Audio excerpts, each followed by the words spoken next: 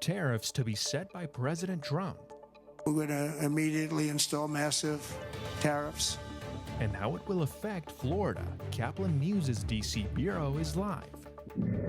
A demonstration in front of the White House. Pending confirmation that Cuba is a priority. After Donald Trump takes office. And new Chinese artificial intelligence. No one's had a model that worked as well as they did. And how it rivals the United States. These stories and more coming up on Newsbreak. Hello, South Florida. I'm Anthony Cruz. And I'm Paula Siriña, and today is Friday, January 31st, 2025. Live from the Lee Caplin School of Journalism and Media in North Miami, this is Caplin News. Flights resumed in the wake of the most devastating passenger flight crash in decades. And as we're still finding out more details about this morning on the horrific crash between a passenger plane and military Black Hawk helicopter in Washington, D.C. Wednesday night, American Airlines has said it will resume flights from Wichita to Reagan National Airport. And bodies are still being recovered as the New York Times reported late last night that the helicopter, quote, appears to have been flying too high and outside its approved flight path at the time of the crash. And with President Donald Trump saying tariffs over major trade allies will begin tomorrow, South Florida's economy could suffer. D.C. correspondent Isabel Rivera is live from Washington with more on the story. Isabel?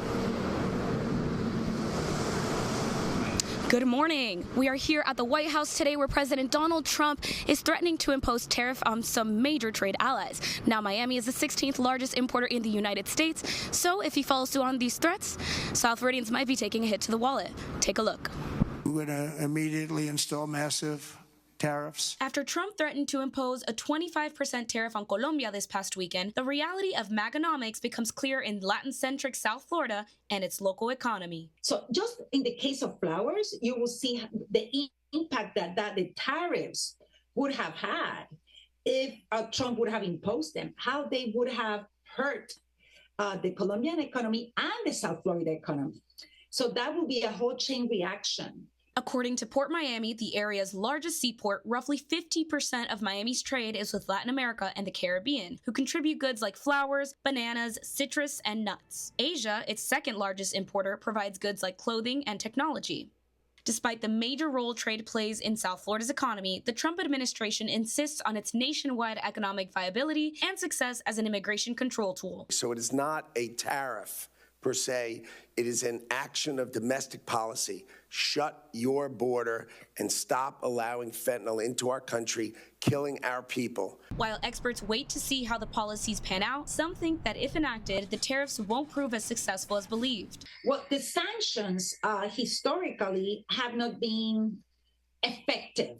Historically, with Cuba and with Venezuela, is that it has not brought a change in the political regime. As of this morning,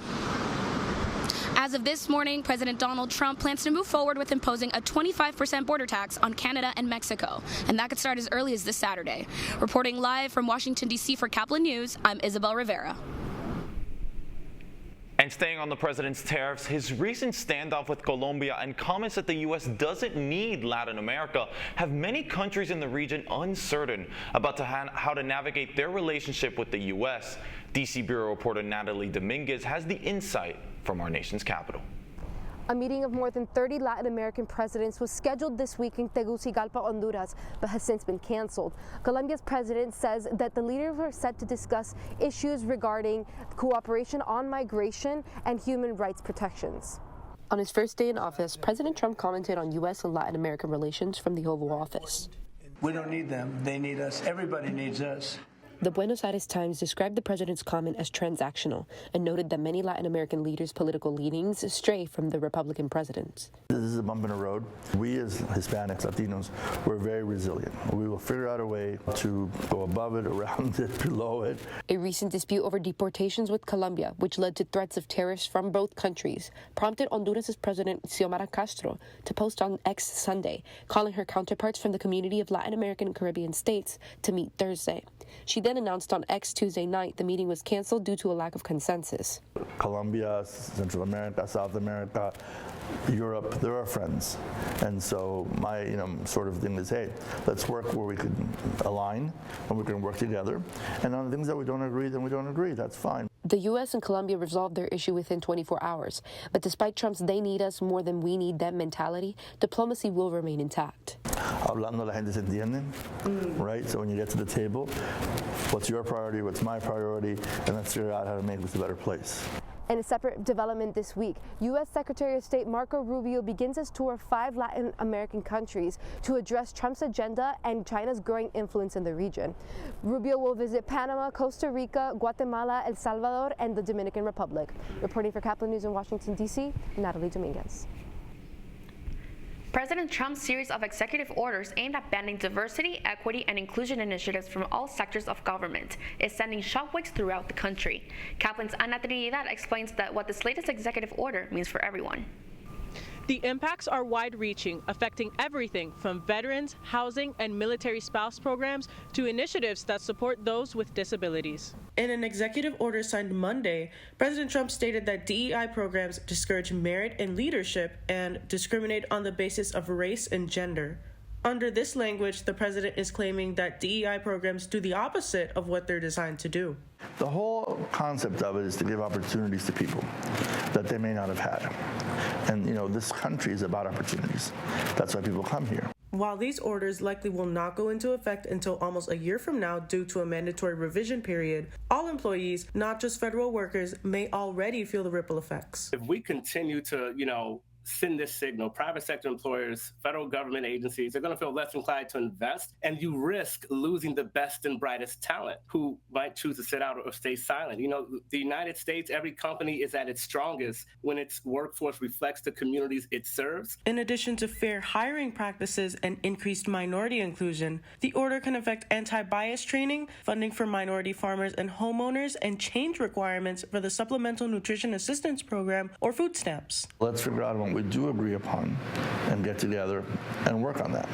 And in response to these federal DEI program cuts, companies like McDonald's, Target, and Meta have decided to pull back their DEI programs as well.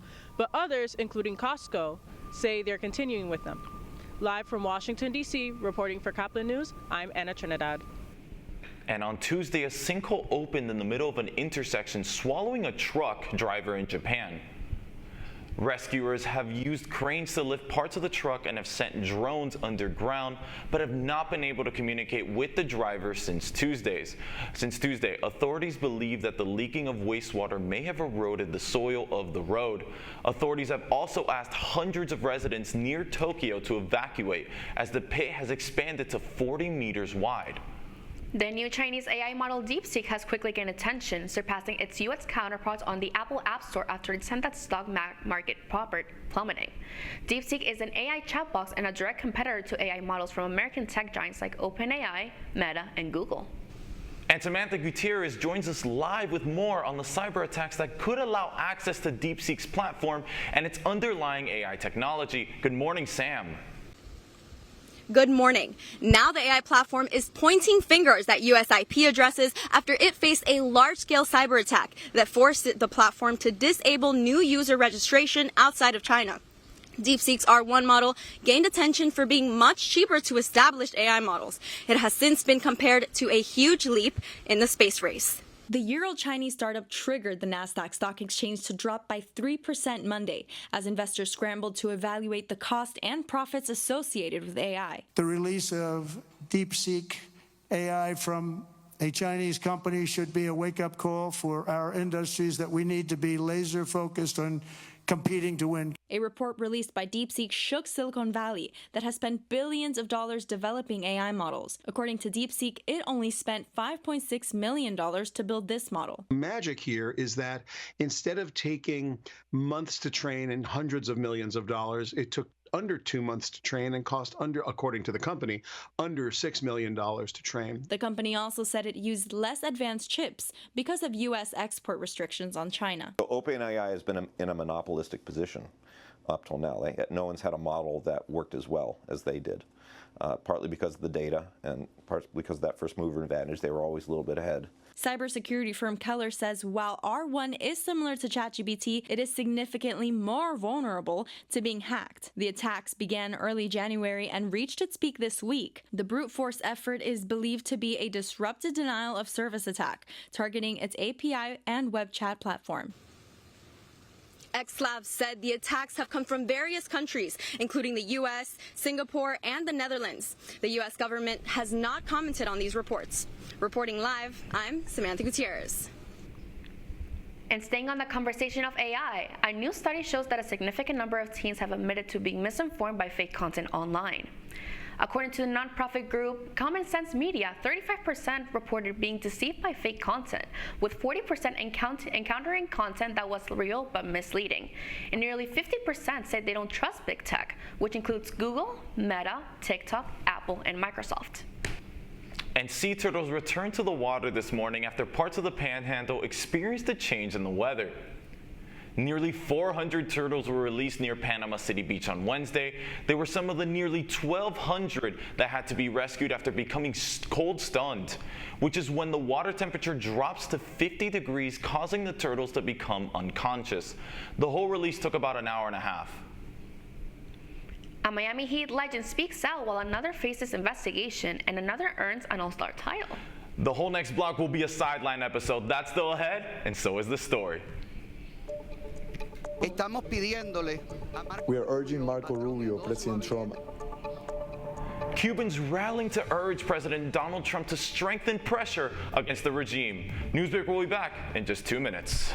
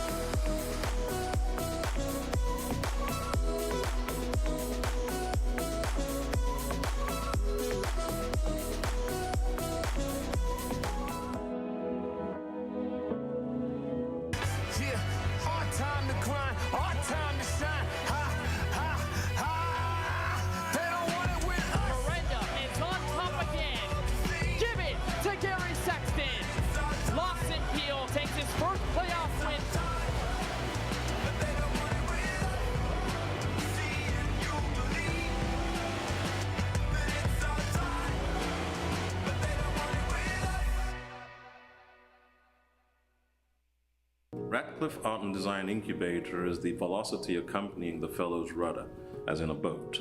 Unless there is movement or action, the planned direction is of little consequence. We encourage the creative ideas into action, and from the experience of doing, we critically assess the feedback, adjust, and set out to rediscover the potentialities of an entrepreneurial mindset.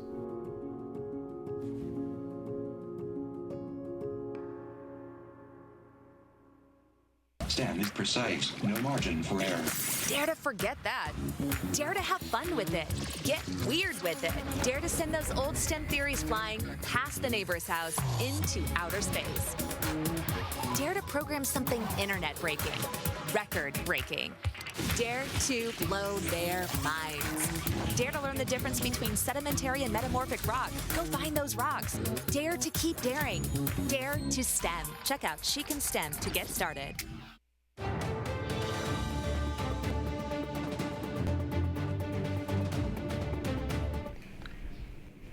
Cubans march in the nation's capital in hopes that a new and returning face in D.C. will change the country's policy towards the island. With the arrival of President Trump to power and Marco Rubio and his cabinet, the Cuban community has decided to stop by the White House and make more noise than ever. Our reporter David Lascano is at the demonstration and joins us live from D.C. Good morning, Anthony and Paola. The White House was host to hundreds of Cubans who gathered in front of it to demand the freedom of political prisoners in Cuba and support Donald Trump's new policies.